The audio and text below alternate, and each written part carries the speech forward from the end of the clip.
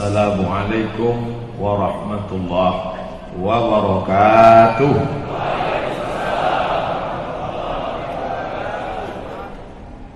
Alhamdulillah, wassalatu wassalamu ala rasulillah Sayyidina wa maulana Muhammad ibni Abdullah wa ala alihi wa sahbihi wa man tabi'ahu wa mawala. Sekarang kita dihadapkan pada umat yang meminta dalil atas segala perbuatan, dan itu ajaran Islam. Saya sendiri selalu menyampaikan tausiah kepada masyarakat, umat ini harus cerdas. Siapapun yang datang nanti ceramah ke masjid, musola, surau, Bapak Ibu, kalau dia mengajarkan sesuatu, tanya mana dalilnya nih Ustaz. Kalau dia ayatnya apa? Kalau hadis, riwayat siapa? Kalau pendapat mazhab apa? Hanafi kah? Maliki kah? Syafi'i kah? Hambali kah? Maka ketika begitu, selamatlah umat ini daripada perbuatan-perbuatan batil. Tapi mau tak mau, argumentasi itu pun akan dibalikkan orang. Tadi acaranya apa? Acara pawai. Pawai apa? Menyambut Ramadan. Apa pernah Nabi pawai menyambut Ramadan? Tak pernah. Kalau begitu acara itu bid'ah, wa kullu bid'atin dhalalah wa kullu dhalalatin finnar. Maka yang membuat acara itu masuk neraka, yang mengundang masuk neraka, yang datang masuk neraka, dan yang paling panas nerakanya yang ceramah. Maka jangan terjebak pada istilah. Selalu saya tekankan, jangan terjebak pada istilah. Jangan tekstualis, tapi pandanglah apa isi acara itu. Isinya apa? Namanya pawai menyambut Ramadan. Isi substansinya apa? Isinya di dalam silaturahim. Kalau ada hubungan datuknya adik-beradik, neneknya adik-beradik, itu namanya silaturahim. Kalau tak ada hubungan kerabat, namanya ukhuwah islamiyah. Itu isi acara pagi. Jadi jangan dibenturkan dengan dalil qat'i, zanni, Quran, hadis, ijma', qiyas. Semuanya ini terangkum dalam dalil-dalil itu. Apa acara kalian tadi? Pawai menyambut Ramadan. Isinya, ini kalau tak dibuat acara ini, belum pernah saya seumur-umur satu majelis dengan tokoh-tokoh besar pagi. Belum pernah. Saya duduk bersama dengan Pak Gubernur, pernah, waktu menabalkan nama cucu beliau. Saya satu majelis dengan Dr. Mustafa Umar, selalu. Tapi satu majelis berempat ini dengan Dr. Mustafa Umar, dengan Profesor Nazir, dengan Pak Gubernur, sekaligus pantun-pantun dari Pak Sekjen, baru sekali. Nah, ini jadi majelis ini majelis silaturahim menjelang puasa. Tak kenal maka tak sayang. Kenal Ustaz dengan Pak Gubernur? Oh, kenal lah. Apa tak kalian tengok foto-foto saya ini? Dengan Dr. Mustafa Umar? Oh, kenal, baik. Pulang saya dari Maroko 2008, dengan beliau lah saya ikut kemana-mana. Kami tengok acara Ustaz bawa acara rekaman. Dibawanya saya ke TPRI dulu. Kerja saya buka tutup saja. Pemirsa TPRI Riau yang dimuliakan Allah, mari kita dengarkan tausiah tafsir oleh Dr. Mustafa Umar. Setelah itu tutup, buka tutup. Kenal, kawan saya punya pesantren di Jawa. Di pesantren itu ada sekolah tinggi agama Islam. Dia tak pernah SMS saya. Tiba-tiba bulan lalu SMS. Mat, kata dia. Dia tak panggil Ustaz, panggil Mat aja. Mat, ya seangkatan di Mesir. Mat, ya, ini sekolah saya mau diperiksa oleh visitor dari Kemenak. Katanya orang Riau. Siapa namanya? Saya bilang, Profesor Nazir. Kamu kenal? Oh, kenal. Gimana orangnya? Saya pernah acara, saya pura-pura tak melihat beliau karena beliau rektor saya, jadi saya segan. Tiba-tiba dia datang menyalami saya. Nanti kalau pas mau pulang saya salami amplop, dia mau nerima enggak? Kata dia. Ditanya, itu tak saya jawab. Artinya kita bersilaturahmi. Lalu ada pula yang cemas. Kenapa polisi banyak sekali di bawah Pak Ustaz? Polisi ikut salat subuh, apa salahnya? Apa salahnya polisi salat subuh? Justru dengan adanya orang berseragam salat subuh kita bangga. Saya kalau bawa anak keponakan ke masjid, nampak polisi, nampak tentara, tengok polisi aja salat. Masa satpam tak salat? Mohon maaf Pak Satpam. Bagus acara pengajian ini, datang semua, hadir semua. Ini syiar. Makanya ketika ada tak ramai-ramai turun ke jalan ajaran dalam Islam, ketika menyembelih binatang kurban, apa kata Allah? Wal budna ja'alnaha lakum min sya'airillah. Dan onta-onta itu kami jadikan sebagai syiar. Onta sebagai syiar. Aneh ayat ini. Syiar itu kan Allahu Akbar. Syiar itu kan baca Quran. Masa onta sebagai syiar? Apa makna onta sebagai syiar? Ketika Nabi memotong, dia bawa Sayyidatuna Aisyah. Ketika Sayyidina Ali memotong, dia bawa Sayyidatuna Fatimah, Sayyidina Al-Hasan, Sayyidina Al-Husain. Ramai dibawa. Apa? Syiar. Anak, istri ikut acara penyembelihan. Kenapa? Supaya orang-orang yang melecehkan Islam menengok umat Islam. Oh, ramai juga ternyata umat Islam. Ini syiar. Ini diliput, dipoto, masukkan ke Instagram, Twitter, BBM, WhatsApp, sehingga mereka yang mau mengejek-ejek, melecehkan Islam, dia tengok, hati-hati, jangan lecehkan umat Islam. Ternyata mereka ramai subuh tadi. Subuh biasa kenapa sunyi? Tak ada Pak Gubernur. Ternyata kalau ada Bapak itu ramai juga mereka. Jangan salahkan orang mengejek kita. Kenapa orang berani mengejek kita? Karena kita lemah. Kalau kita kuat, mana berani orang mengejek kita? Nih, polisi ada, gubernur ada, profesor ada, imam besar ada. Takkan berani orang mengejek. Orang salah mungkin 5%, tapi 95% kesalahan pada diri kita. Besarkan masjid kita, ramaikan jamaah kita, bangkitkan syiar Islam. Orang tidak akan berani mengejek. Sekarang musim pelecehan. Ustaz Arifin Ilham dilecehkan, habaib dilecehkan. Mengapa? Karena umat tak sayang pada ulama. Kalau umat sayang, saya biar kurus kering begini, terakhir bertimbang 50, sepatu ikut tuh.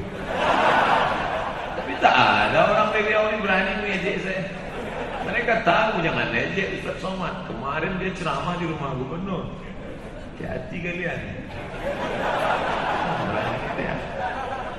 Insya Allah yang dikhawatirkan imam besar, naik rasa marah kita. Mengapa berani memajang poster? Yang beliau khawatirkan tadi adalah perempuan memijat laki-laki. Lebih parah lagi Jakarta, laki-laki memijat laki-laki. Luar biasa itu. Tapi insya Allah itu tak akan terjadi. Orang tahu ini bumi Melayu dan Melayu adalah Islam. Melayu tanpa Islam hilang menya, tinggal layunya saja. Minangkabau Pak Ustaz, Minangkabau adalah Islam. Minangkabau tanpa Islam hilang minangnya, tinggal kabaunya saja. Jawa Pak Ustaz, Jawa adalah Islam. Sultan Agung, Sultan Jawa yang berhasil mengkombinasikan antara kalender Hijrah dengan kalender Saka Jawa. Cari dalam sejarah dunia yang bisa mengkombinasikan itu. Maka orang Islam santri dengan Islam kejawen sama-sama menyambut tahun itu. Luar biasa. Kerajaan Demak yang sebelumnya ada buah maja yang sangat pahit, maka disebut dia Majapahit. Sampai ke Riau manisnya minta ampun. Bolu ke maja. Jadi kalau sudah cerita Islam itu yang akan kita bawa mati. Kerajaan Demak, Islam. Sultan Tidore, Islam. Apa yang diteriakkan Bung Tomo di Surabaya? Allahu Akbar. Negeri ini merdeka karena Islam. Oleh sebab itu tertulis di sila pertama, ketuhanan yang Maha Esa. Yang dimaksud itu Tuhan yang mana? Tuhan kayu, Tuhan batu, Tuhan lembu, atau Tuhan hantu? Tuhan mana yang dimaksud dalam ketuhanan yang Maha Esa? Itu teksnya. Tafsirnya mana? Tafsirnya pembukaan Undang-Undang Dasar 1945. Di situ dituliskan secara tekstual dan nyata. Tuhan mana yang dimaksud? Atas berkat rahmat Allah yang Maha Kuasa dan keinginan luhur bangsa Indonesia. Jadi yang khawatir belakangan ini aja yang khawatir. NKRI harga mati tapi gambarnya Ahok. Ini kan tak nyambung. Jaka sembung bawa golok. Kenapa gambar Ahok? Bisa juga saya berpantun kan?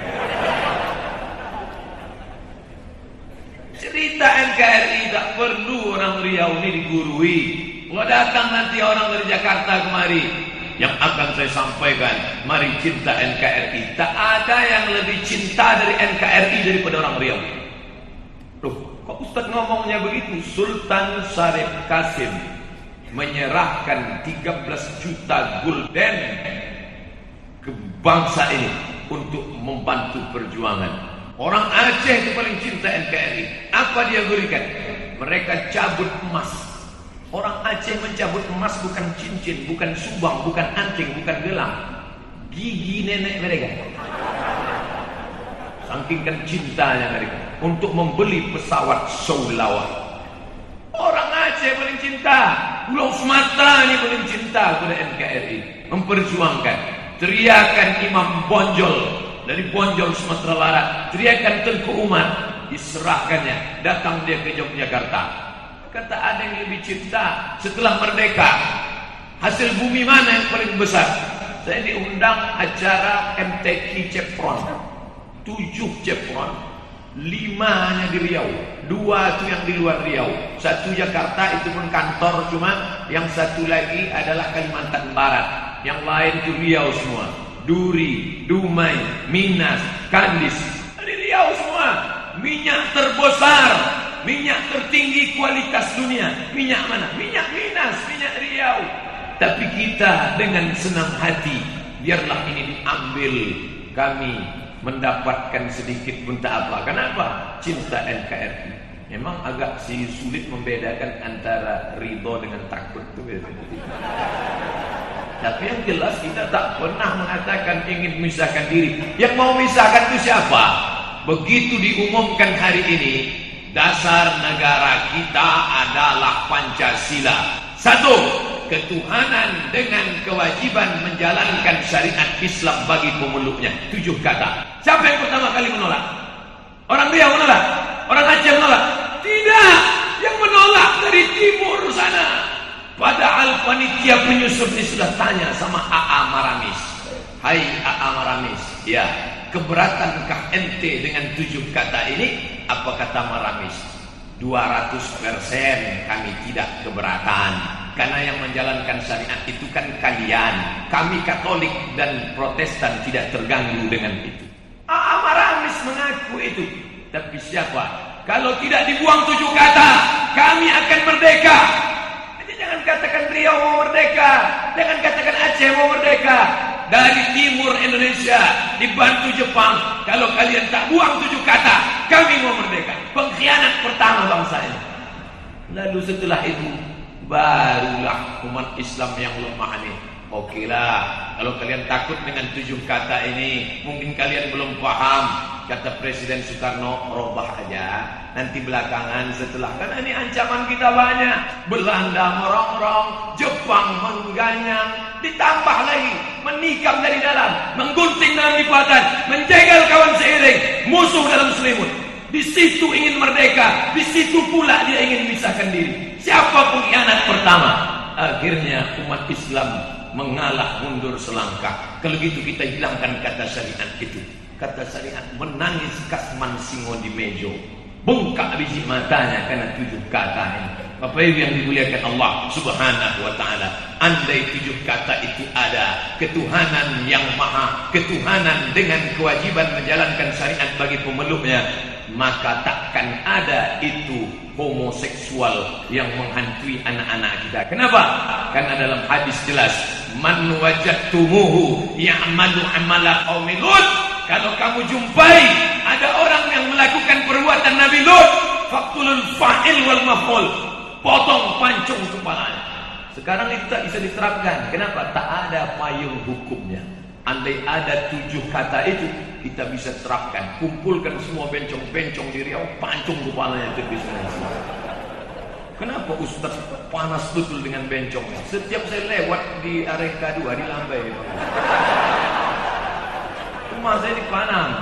Setiap mau kemari masuk tabik gadang, itu banyak yang minta ampun. Udah jelas-jelas pakai koko, pakai peci, di lambainya juga. Saya bukakan kaca, Ustaz nih saya. Tapi untuk turun tak berani saya. Untuk saya ditangkapnya pula ya. Oleh sebab itu maka kalau kita ramai solat subuh macam ini di setiap masjid, ramai, maka akan naiklah pemimpin-pemimpin, wakil-wakil yang dipilih oleh orang yang solat subuh. Orang solat subuh akan memilih anggota DPR yang juga solat subuh. Hanya orang yang tak solat subuh lah yang akan memilih pemimpin yang tak solat subuh. Kalau sudah pemimpin itu solat subuh, maka mudahlah mengeluarkan perda syariah, perda bernapaskan Melayu yang Islami. Perda ini tak lama lagi akan datang imam dari Masjidil Aqsa untuk membimbing kita. Semalam saya ke kantor, saya tengok panitia sedang ngeprint. Untuk apa? Mau ke Polda Pak Ustaz. Untuk apa? Surat izin orang luar negeri tinggal di tempat kita. Kita tetap taat patuh aturan supaya Pak Polisi menjaga keamanan imam dari Palestina. Imam itu nanti akan membimbing kita di situ. Beberapa tahun yang lalu ada imam dari Palestina, saya tausiah beliau imam di rumah sakit ibu dan anak Zainab. Ingat ibu, ingat anak, ingat Zainab. Selesai tausiah, siapa ngantar imam ini? Tak ada yang ngantar, saya yang ngantar. Saya antarlah dia. Begitu saya antar, dia nanya, Abdul Samad, naam, anta mudarris, ustaz? Nah, ana mudarris di Jamiatil Sultan Syarif Qasim Al-Islamiyah. Oh, mungkin masalah soal. Boleh saya tanya satu pertanyaan? Ya. Soal muhim ya, important question. Okay, no problem. Apa pertanyaan? Kenapa di sini banyak orang bercelana pendek? Spontan saya langsung menjawab, allati ra'aitaha siniyah. Yang kau tengok itu Cina. Membela martabat ini. Yang saya bela ini martabat bumi Melayu. Walaupun dalam hati saya, ya Allah, gak bohong. Bulan puasa pula tu. Ini tak akan terjadi kalau ada perda. Perda bumi Melayu, tak boleh bercelana pendek. Siapa yang mengeluarkan perda? Pemimpin. Siapa yang mengangkat pemimpin anggota legislatif? Kita. Maka kalau setiap masjid begini ramainya, itu yang akan memilih DPR, DPRD, maka keluar perda-perda syariah. Maka MUI tak lagi diundang hanya sekedar baca buka tutup doa. LAM akan bekerja sama. Lembaga adat Melayu tak lagi mengurus masalah keris tercucuk ke bawah atau terlentang ke atas. Tak lagi hanya mengurus masalah kain songket di atas lutut atau di bawah lutut, bajunya dalam songket apa di luar songket. Tapi sudah bercerita bagaimana adat bersendi syarat bersendi kitabullah. Bicara tentang Islam. Apapun perusahaan asing yang masuk ke Riau, dia mesti ikut aturan. Di mana bumi dia pijak, di situ langit dia junjung. Perusahaan Thailand, rumah makan, perusahaan Jepang, ikut kemari. Jangan pakai khamar. Yang sampai anak umat Islam dikotori otaknya dengan minum khamar, gara-gara masuk khamar ke dalam cuka makanannya. Tapi orang tak tahu, orang tak peduli lagi label halal. Kenapa? Karena tak ada implikasi hukum. Itu haram tu. Dari fatwa ini itu haram. Makin diharamkan, makin enak Pak Ustaz. Orang mengejek. Tapi kalau ada implikasi hukum, itu imam-imam dari Palestina itu tak bisa dia makan sarapan macam kita. Mereka tak biasa makan santan, pedas tak bisa. Kita makan lontong sayur, nasi uduk masuk semua. Mereka tak bisa. Dicobanya makan lontong sayur mencret 2 hari. Makanan mereka itu adalah tepung gandum. Tepung gandum yang paling enak di Pekanbaru ini, tepung gandum yang datang dari Belanda. Memanglah kita ini terlalu lama dijajah Belanda. Sampai membuat tepung gandum pun tak pandai. Akhirnya imam ini pun mau membeli tepung gandum made in Belanda. Begitu dia mau masuk ke dalam, ups, tak jadi. Kenapa tak jadi beli? Kata dia, saya tak bisa masuk ke dalam karena penjaganya pakai rok pendek. Dia takut hafalan Qurannya hilang. Mereka 1 malam di sini tegak 1 juz. Kalau sampai dia tengok itu hilang 2 juz. Maka lebih baik tak makan roti gandum daripada menengok rok pendek. Datang Ustaz Abdul Somad masuk aja dia bilang, Ustaz Somad tak takut hafalannya hilang. Memang udah tak bersisa lagi. Kita senang SDIT, SMPIT, SMAIT 1 tahun hafalan 1 juz, tamat SMP 3 juz. Semalam pagi saya diundang di SDIT Al-Fitiah. SDIT Al-Fitiah, SMPIT, Islamic Boarding School, Ihsan. Bangga kita. Ada sekolah Al-Ulum, ada sekolah Al-Azhar Sifabudi yang anak-anaknya setiap Sabtu subuh datang kemari. Bangga kita. Tapi jangan lupa, hafalan anak-anak kita ini hilang gara-gara ini. Ini tak bisa lewat ceramah. Tak mungkin saya masuk ke mall itu, Assalamualaikum warahmatullah. Tak mungkin. Ini lewat perda syariah. Yang Ustaz bicarakan ini munculnya kapan? Ke depan. Puasa ini baik, tapi puasa yang baik ini akan dirusak oleh siapa? Oleh orang-orang yang berani karena melihat kita lemah. Tunjukkan kita kuat. Islam tidak anti dengan minoritas.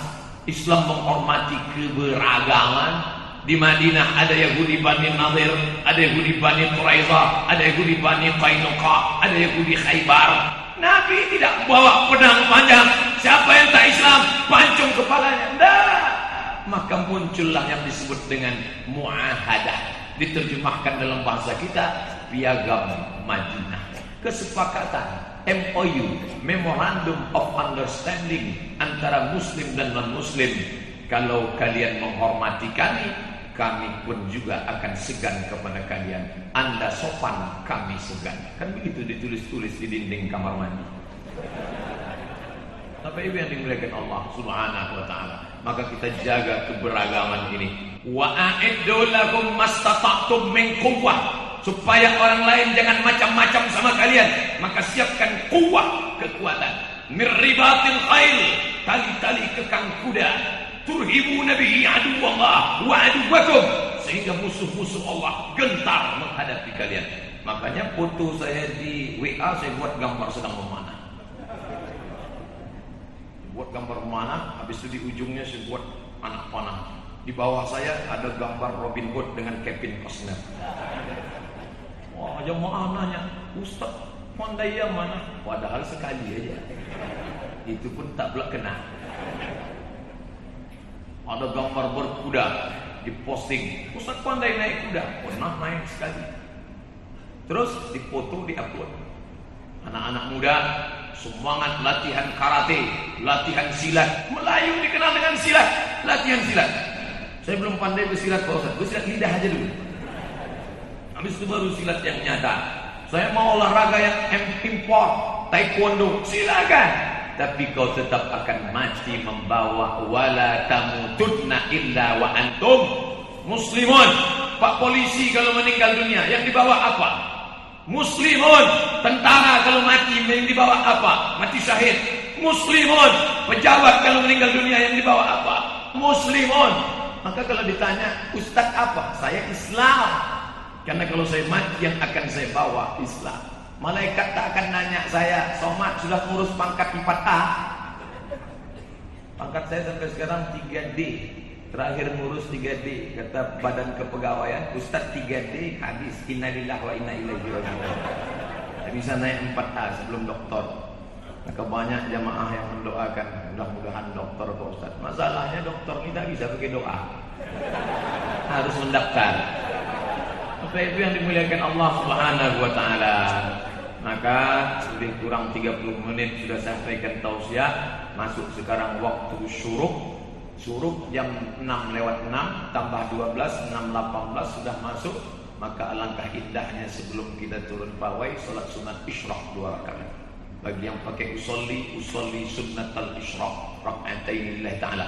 Bagi yang tidak pakai usolli dalam hati saja sah. Itu yang dapat saya sampaikan.